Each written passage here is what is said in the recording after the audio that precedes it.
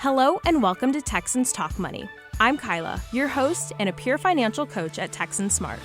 Every episode, we will be joined by another peer financial coach from my office, where we will be navigating all the roads on how to handle your money as a college student. So sit back and get your wallets ready to be Texan Smart.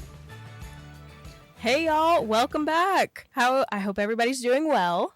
Welcome back to Texans Talk Money. If you didn't know what you clicked on, that is what you clicked on. Thank you for listening in. And today I guess we should introduce ourselves again. I'm Kyla. And I am Kaiton. And today we have a guest. I'm Bryson. He is one of our PFCs that we have brought in from our office to join us on today's episode to make it a little more fun than just the two of us, even though we're a blast. Yep. I know you've been on one episode before, but can you, just tell the listeners a little bit about yourself again? Yeah, so again, my name is Bryson, and I've been with Texan Smart for a little over a year now. And so basically what my job is in the fall, I host Money Management Boot Camp, which is basically kind of like a seminar. It was like a seminar last year. This year we're going to change it up to be more like sports themed, stuff like that.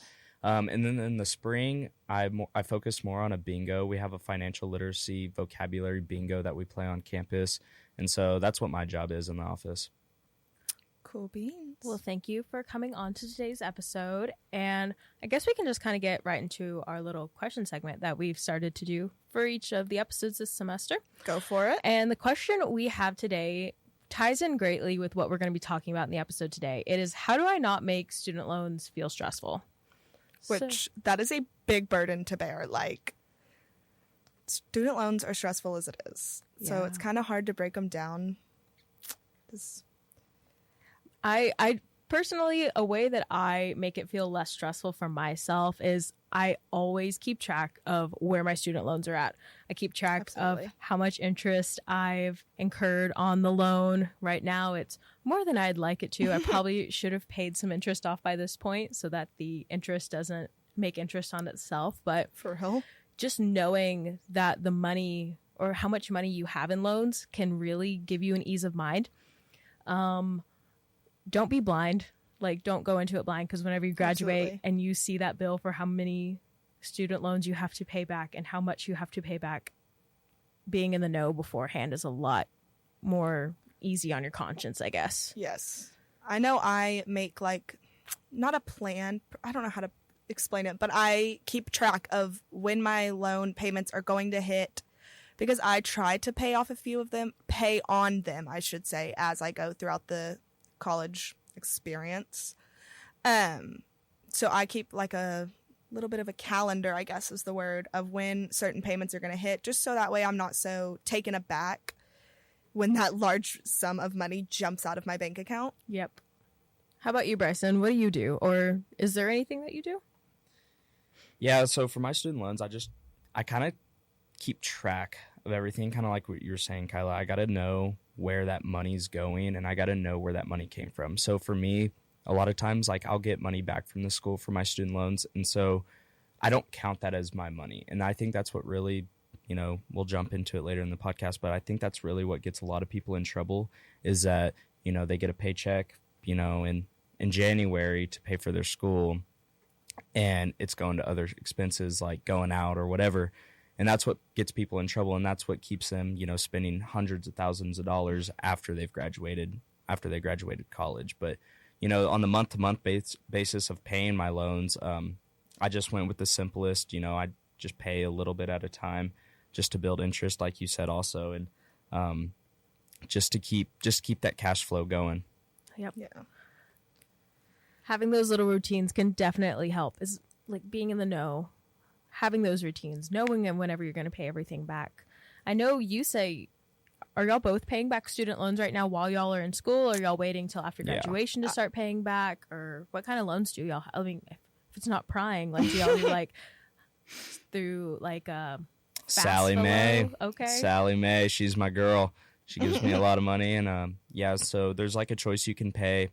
You can pay a monthly while you're in school, and basically what it does is it just keeps your overall a lot lower, your interest rates a lot lower, because you're already paying on it. You can wait until after you graduate to start paying, but it's a night and day difference if you start paying before. And I think I only pay like $130 a month. Okay. Yeah. So it's something so cheap now that's going to save me so much money in the future. That's smart. So I am blessed that my parents are going to help me pay for some of my loans while I'm in school. So like I said, mine get paid off, not paid off, but paid on periodically throughout the year. Just while I'm in college, my parents and I kind of both go hand in hand to put in a couple $100 max, like just to kind of keep that down a little bit, like you said, because it keeps after college a lot less intense of a number. Yep. I know right now I'm doing the ones through FAFSA. It was the easiest ones for me to do. I'm waiting till after graduation, and I might be waiting till after grad school to start paying them back, just depending on what my financial situation is looking like and whenever I need to start paying back interest, so that I don't have like $100,000 sitting there waiting for me to pay it back by the time I'm like 24, 25. I feel like that's what a large number of people do, though, like tend to wait until they're after, because while you're in college, if you have a job, you tend to not be making a whole bunch of bank while you're in school. Very true. Very true. No, there's definitely a lot of advantages to going both ways, but you know, for the plan I'm on is my credit builds every month too, based on it. So I'm already going to be coming out of college with good credit, along with all my previous credit, and that's just, like I said, that small number, just to, you know, take the advantage for it later. And I guess that jumps us right into our kind of the first topic of our main episode topic. So today we're going to be talking about student loans, obviously. If you didn't catch our drift. But we're just going to be talking about our personal experiences with student loans and what we've learned for them to try to spread the knowledge. I mean, we're 20-year-olds. We're in the same boat as you with student loans, and we want to offer as much knowledge as we can, especially having the experiences of being peer financial coaches and having that research behind us and those certifications behind us to be able to provide you with a little bit of knowledge, a little bit of personal experience, all that fun stuff. But what Bryson was saying was there's definitely advantages to having student loans. People can find them very scary and very daunting, because it's like you're taking out chunks and chunks of money to pay for something that maybe you don't see so clearly an investment in, but you can see an investment in if you want to. That's a lot of money to owe the government. Yes. Yeah, absolutely. And just to build off what I was talking about credit. And so a lot of college students don't even have credit cards tied to their name nowadays. And so an important thing that you can't really do anything without is a credit score. And so when I was talking about building credit and, you know, off your student loans, if you pay, like for me, I pay $130 a month. If you're never late on that payment and that's the only thing you're paying on, no truck payment, no house payment, whatever you're able to do, I mean, my credit score is already like a 760 just based on that alone. That's awesome.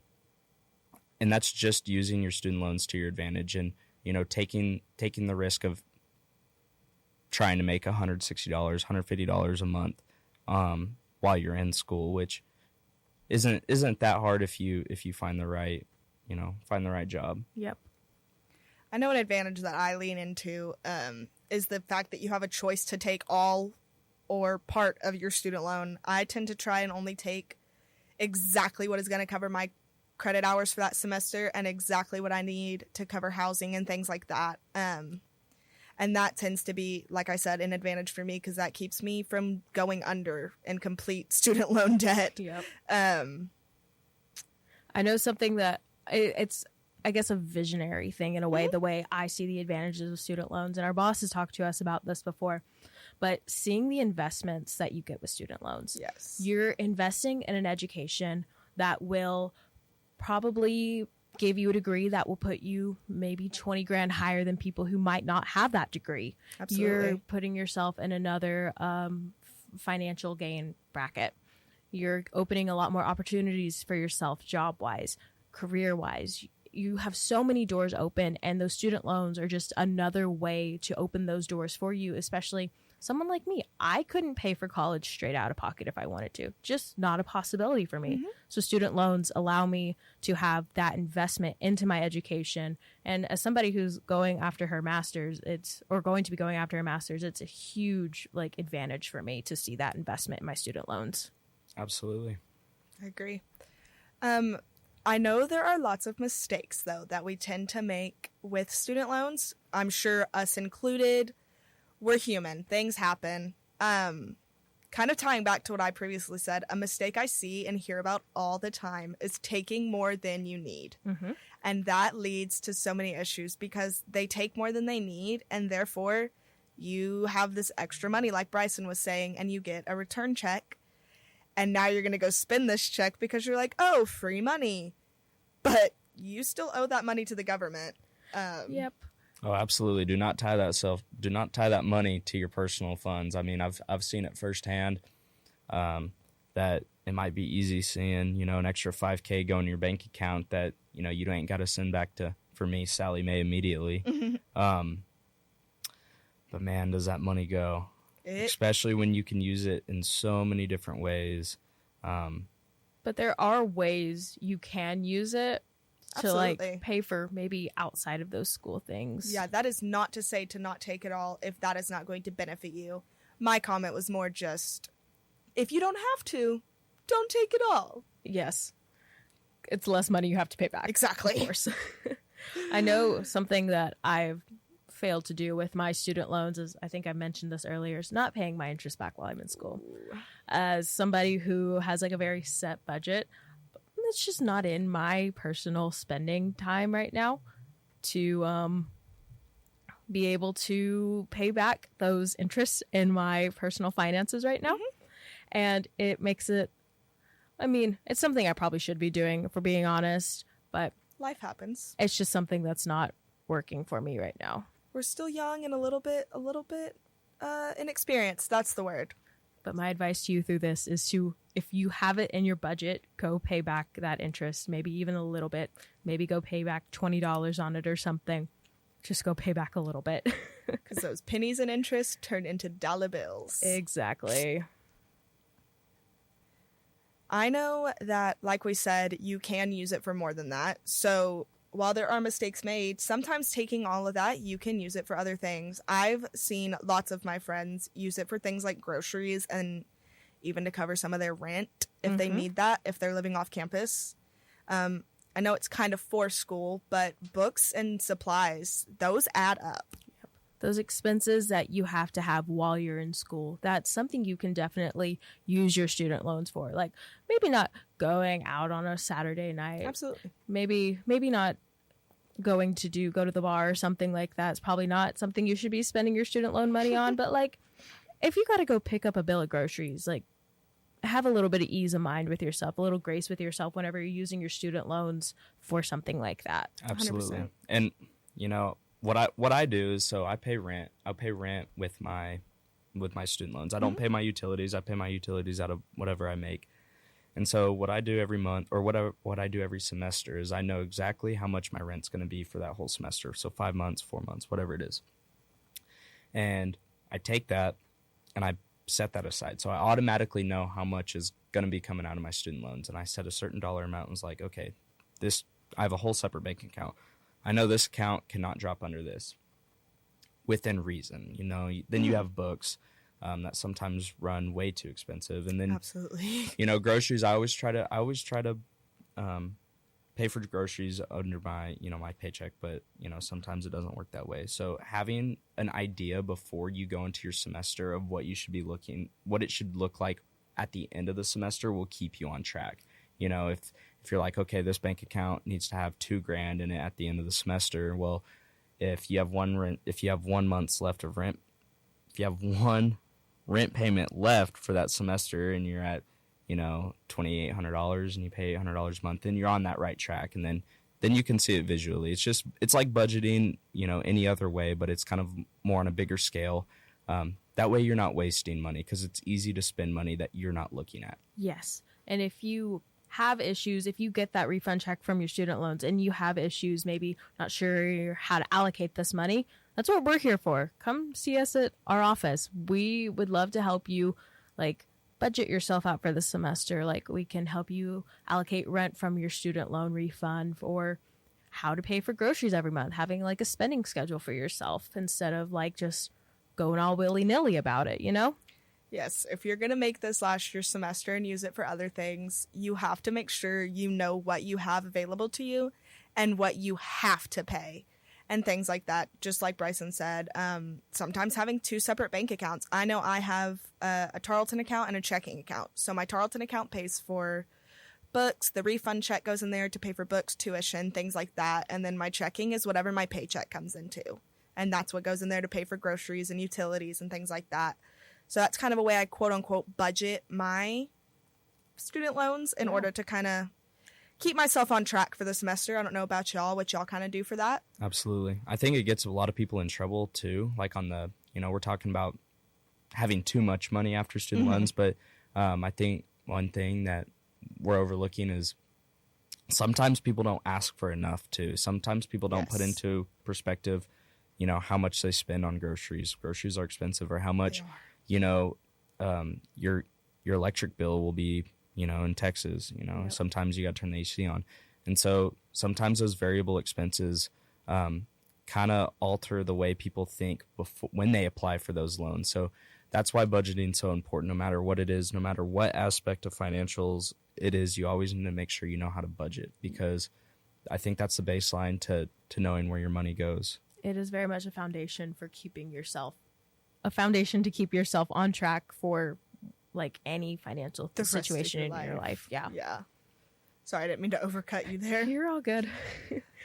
But yeah, so I guess we're kind of moving into some of our final notes here, but how do y'all make student loans last for a semester, or do y'all use student loans for other than like tuition? I know for myself, I use my student loans mainly for tuition. I use it for whatever bill I get from Tarleton, and then whatever I make at my job, I put that toward my other resources in life. And I'm grateful to have my parents' support on some of the other things like rent that I need help paying for. Yeah, I'm the same way. I like I said, I have my student loans, pay my rent, and that's about it. My rent and my school, of course, and then I try to pay for everything else. And sometimes if I get sick and I can't work or whatever, I dip my hand in a little bit and grab a little bit of money. But like I said, I budgeted it out at the beginning of the semester, so I know like where I'm at. And now that we're halfway through the semester, I can see now is like, okay, maybe we need to work a little bit more.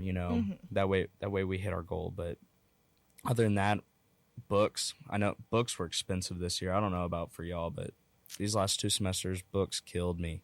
Me too. I've been pretty lucky. I don't think I've ever paid for maybe more than 4 textbooks at college right now.